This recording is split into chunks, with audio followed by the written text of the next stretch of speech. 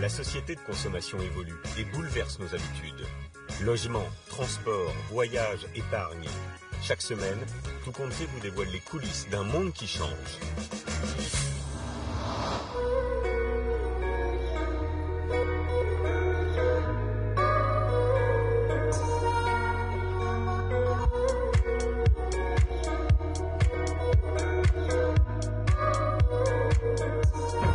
Bienvenue à tous, ravi de vous retrouver pour ce nouveau numéro de Tout compte fait, consacré aujourd'hui à l'une des grandes problématiques du moment.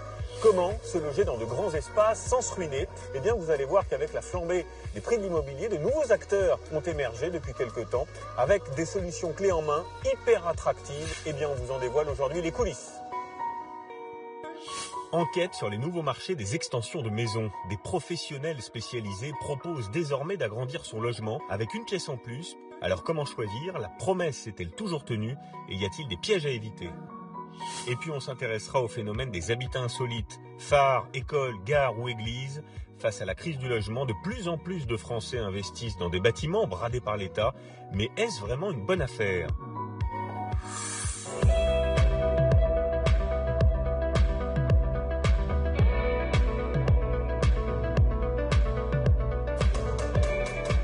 J'essaye de me placer entre vos clous.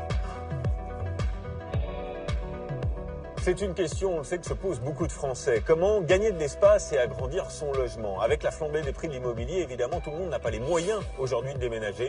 Et bien face à cela, des professionnels comme ici proposent désormais une pièce en plus pour sa maison, pour son appartement, et cela pour seulement quelques milliers d'euros. C'est devenu, vous allez le voir, un énorme marché. Certains proposent désormais des kits clés en main pour faire soi-même. Alors y a-t-il des pièges à éviter? Comment choisir? Y a-t-il des arnaques? Et les tarifs affichés sont-ils toujours respectés? C'est une enquête signée Caroline Dibol. Dans les Yvelines, cela fait 2 ans qu'Émilie, assistante sociale, et Christophe, responsable de magasin, sont propriétaires de cette maison de plein pied. Les garçons, jus d'orange. Quand ils l'ont achetée, ils n'avaient qu'un enfant, Raphaël, 6 ans. Même toi, Raphaël, là. Tiens. Puis leur deuxième fils, Guillaume, est arrivé, et la famille s'est vite retrouvée à l'étroit. C'est parti. Les 2 garçons ont chacun leur chambre, mais elles sont petites, à peine 10 mètres carrés. Je trouve qu'il manque de place, quoi. Parce que là, il y a encore un petit lit, mais quand il y aura un grand lit, il y aura pas beaucoup de place dans la chambre, c'est sûr. Et du coup, c'est sûr qu'ils investissent le salon. Alors pour être plus à l'aise, Allez, Raphaël. la famille a choisi d'agrandir sa maison au lieu de déménager encore une fois, grâce à une méthode innovante, mise au point par une entreprise du BTP. Après le départ des enfants à l'école, les travaux peuvent reprendre sous le toit de la maison afin d'installer un étage supplémentaire.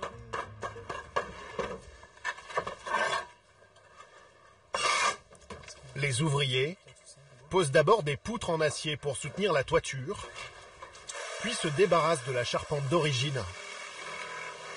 Avec cette méthode, les combles de toutes les maisons individuelles deviennent exploitables, même celle-ci. Il existe de l'aménageable et du non aménageable, et là on est sur une charpente non aménageable.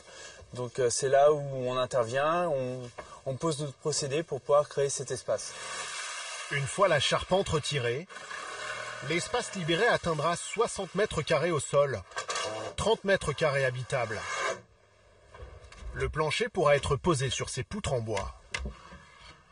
En fin de matinée, le père de famille peut découvrir le résultat en avant-première. Waouh. Alors Oh, un changement radical.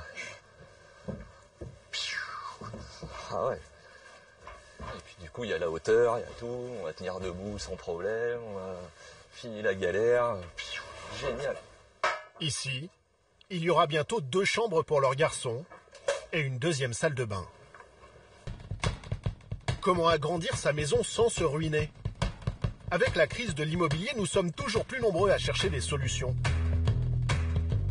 Extension au sol ou étage supplémentaire?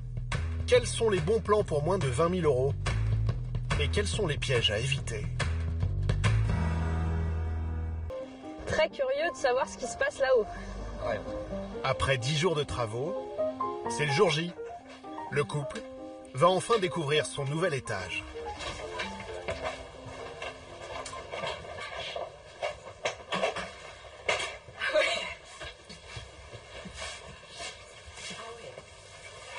Alors, impressionnant. La charpente d'origine à gauche a disparu, laissant la place à ce bel espace pour leurs enfants. Émilie s'y voit déjà. Là, c'est la salle de bain, du coup, la future salle de bain avec le Velux. Là, ce sera le Velux du palier. Là, ça sera l'escalier. Et là, du coup, la chambre de Guillaume. C'est quand même habitable jusque-là, quoi. Donc il y a 1 mètre, un peu plus de perdu, entre guillemets, et encore, qui est quand même vivable, surtout pour les enfants, pas de problème, quoi. Mais le plus incroyable, c'est que ces mètres carrés en plus ne leur ont en fait rien coûté. Grâce à la renégociation l'année dernière du crédit de leur maison, les taux d'intérêt, très bas en ce moment, ont financé les travaux. Si on avait fait la renégociation de prêt classique sans intégrer de prêts travaux dessus, on aurait diminué nos mensualités. Et du coup, vu que là, on a intégré l'enveloppe, voilà, du coup, on se retrouve avec les mêmes mensualités de crédit par mois. Avec d'un seul coup un étage en plus. 30 mètres carrés habitable en plus. Tarif, 41 000 €, intégralement absorbés par le nouveau crédit, À Marc. avec la perspective de faire une belle opération en cas de revente de leur maison. On l'avait acheté 285 000 € il y a 2 ans, un frais d'agence inclus.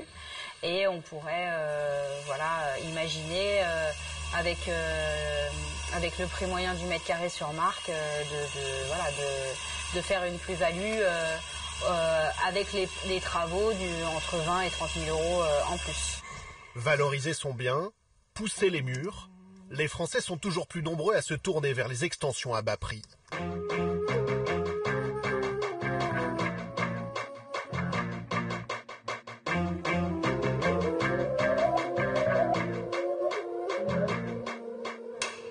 Voilà pour ce grand reportage qui vous donnera peut-être, qui sait, des idées pour un prochain investissement immobilier. Merci de votre fidélité, c'est la fin de ce nouveau numéro de Tout compte fait. On se retrouve évidemment très vite sur France 2 et d'ici là, n'oubliez pas, restez curieux. Bye bye.